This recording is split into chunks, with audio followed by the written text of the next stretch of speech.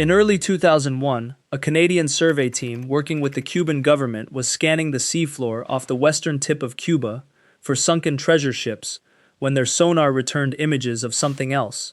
Symmetrical, geometric stone shapes covering about 2 square kilometers of seabed, at depths between 600 and 750 meters. When they came back with a remotely operated vehicle, the sonar images were interpreted as pyramids and circular structures made of massive, smooth blocks resembling hewn granite. A quarter of a century later, no one has proven what they are, and almost no one has been back. That is number 1 on this list. Before we reach it, there is a drowned village that kept its wooden gods for 800 years. A cave wall painted with circles no expert has been able to read. A cemetery where a European lies buried among the Taino, and a tower in a valley of ruins that no record fully explains. Subscribe before we start, because several of these places can be visited right now, and the questions inside them are usually left out of the tour. Cuba is the largest island in the Caribbean. People have lived on it for perhaps 10,000 years, and its ground holds ruins from every one of them.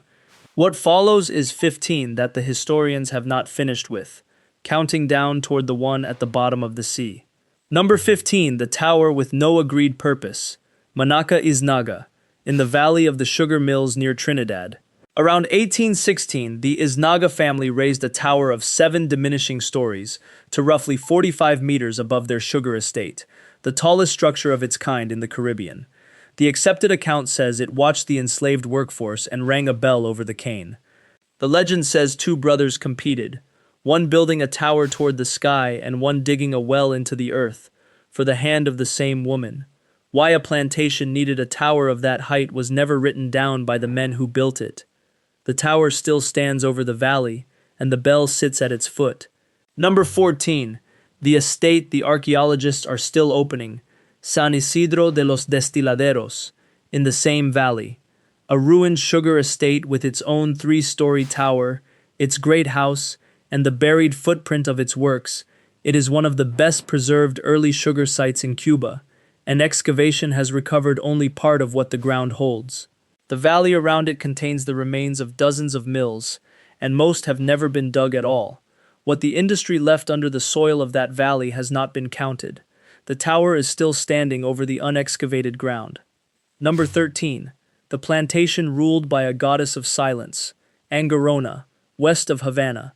Founded around 1813 by a German merchant named Cornelio Suchet, it grew into one of the largest coffee estates in Cuba, worked by hundreds of enslaved Africans and watched from a central tower. Suchet ran it with Ursula Lambert, a free black woman from Haiti, and their partnership, in that place and that century, has never been fully explained by the record. At the entrance stood a statue of Angarona, the Roman goddess of silence, her finger to her lips. What the silence was for, the estate never said. The ruins are a national monument now, and the goddess still gives no answer. Number 12. The 171 plantations in the mountains, the coffee ruins of the southeast. In the foothills of the Sierra Maestra, French planters fleeing the Haitian Revolution carved coffee estates into the slopes, and the ruins of about 171 of them, terraces, aqueducts, drying platforms, and great houses like La Isabelica, were inscribed by UNESCO in the year 2000 as an archaeological landscape. Most of the 171 have never been excavated, and the mountain forest holds them the way it holds everything. The terraces are still on the slopes under the trees. Number 11. The painted cave beside the resort, Cueva de Ambrosio, Varadero. A short walk from one of the most visited beaches in the Caribbean, a dry cave carries dozens of pre-Columbian drawings, concentric circles and lines in black, that researchers have linked to counting, to ritual, and to the sky, without agreement. The cave later sheltered runaway slaves, who left their own marks. Tourists pass within minutes of it on their way to the sand. The circles are still on the wall, and they still have no accepted reading. Number 10. The cemetery older than the pharaoh's pyramids were to Rome, Canimar Abajo, Matanzas. On a riverbank in the west, a shell mound site holds 2 separate episodes of burial, divided by a layer of midden, and radiocarbon dates taken directly from human bone place the older burials at between 1380 and 800 years before Christ, with activity at the site reaching back far earlier. Who these people were, and how their burial ground came to be used, abandoned, buried, and used again, is still being worked out. The dead are still in the mound in their two layers. Number 9. The tools of the first Cubans, La Visa and Ceburuco, in the east. Rock shelters and open sites in the Mayari region hold stone blade industries that some researchers date to 6,000 or 8,000 years before Christ, with one complex, Melones, proposed as the oldest site on the island. Where those first people came from, the mainland they left, and the route they took across open water, has been argued for a century and is not settled. The oldest layer of Cuba is still a question. The flaked stone is still coming out of the shelters. Quick thing before the second half. Drop a comment with the country you are watching from, and tap the like if this list is earning it. Because number 1, the structures on the seafloor, is still ahead, and it is the one no expedition has returned to. Number 8. The idol in the far east. The caves of Maisi. At the eastern tip of Cuba, ceremonial caves recorded by the archaeologist Mark Harrington in 1915 held carved stalagmites, among them a figure cut from the living rock of the cave itself, a deity shaped where it stood. Who it represented and what was done in front of it was never recovered from the people who made it, because they were gone before anyone thought to ask. The caves are still in the cliffs at the end of the island. Number 7. The Caves of the Keys, Caguanes, Sancti Spiritus. On a limestone coast of caverns and low keys, a national park protects cave systems holding pictographs and archaeological remains that have been studied only in part, a concentration of indigenous sites in terrain difficult enough that the survey work has never been finished. What the unentered galleries hold is not known. The caves are still being counted. Number 6. The landing no one can place, Barrié Holguín. On the 28th of October 1492, Christopher Columbus came ashore on the north coast of Cuba and called it the most beautiful land human eyes had ever seen.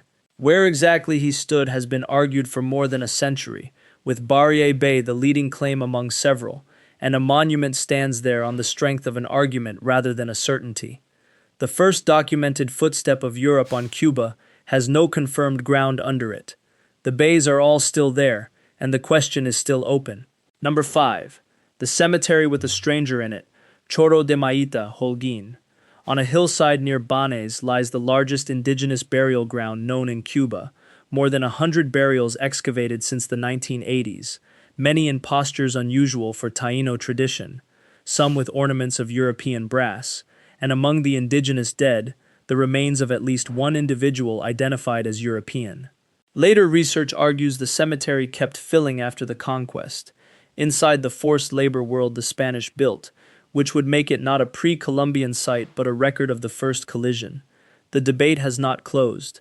The dead are still on the hill, side by side. Number 4. The Sistine Chapel no one can read, Punta del Este, Isla de la Juventud.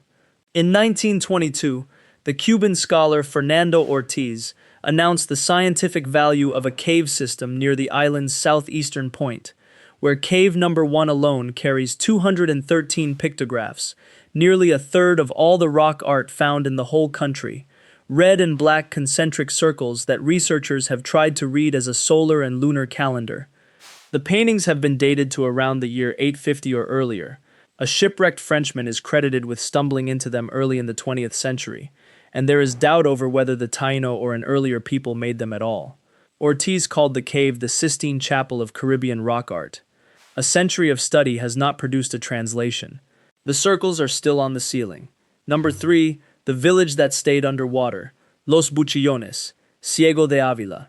Between 1989 and 1994, fishermen on the north-central coast pulled roughly 195 carved wooden objects from a shallow lagoon. Needles, axe handles, ceremonial stools, and figures of gods, preserved for centuries under water and sediment. Excavation revealed a submerged Taíno village of more than 40 collapsed structures, occupied from before the year 1220 until 1640 or later, which means an indigenous town was still living there more than a century after the conquest of Cuba, unrecorded by the colony that claimed the island. It is called one of the best preserved sites in the Caribbean, and how much of it remains under the bay is still being measured. The wooden gods came up intact, and the rest of the village is still under a meter of water. Number 2. The people no one could speak to. The caves of Guanahacabibes. At the far western end of Cuba, sites like Cueva Funche and Cayo Redondo record people living on the peninsula as far back as 20-50 years before Christ, communities the Spanish would later call Guanahatabe. The accounts say the Taino interpreters Columbus carried could not understand their language at all, and they were gone, language and all, before anyone wrote a word of it down. In western Cuba, these older communities persisted until the 15th century or later, holding on at the edge of the island while everything changed east of them. Their shell heaps and caves are still on the peninsula, and no one alive knows what they called themselves. Number 1. The structures on the seafloor, off Guanahacabibes. We end in the water beyond the same peninsula. In 2001, the marine engineer Paulina Zalitsky and her husband Paul Weinsweig, surveying for the Cuban government aboard a vessel with Cuban Navy technicians, recorded sonar images of symmetrical stone forms across 2 square kilometers of seabed at depths of 600 to 750 meters, and the returning expedition's images were read as pyramids, circles, and smooth megalithic blocks. Zalitsky said it looked like a large urban center, while cautioning there was not enough evidence to say so, and her partner suggested an age of some 6,000 years, which would place it before the pyramids of Egypt. The Cuban geologist Manuel Iturralde Vinent examined the data and said the formations were not explained by existing geological knowledge, while warning that nature can build shapes that mislead trained eyes, and the follow-up expedition was cancelled over funding and never rescheduled. At 650 meters down, no civilization known to history could have built there, and no natural process yet named accounts for what the sonar drew. The site has sat unvisited for a quarter of a century. The images are still on file, the depth is still the problem, and whatever is down there is still exactly where the sonar found it. That is 15 across one island, towers without reasons, caves without translations, cemeteries without explanations, a village that hid underwater for 4 centuries, and a shape on the seafloor that has outlasted every attempt to name it. 15 is nowhere near the full count of what Cuba has not explained. Stay subscribed and we will keep going through the islands, one by one, until the record runs out.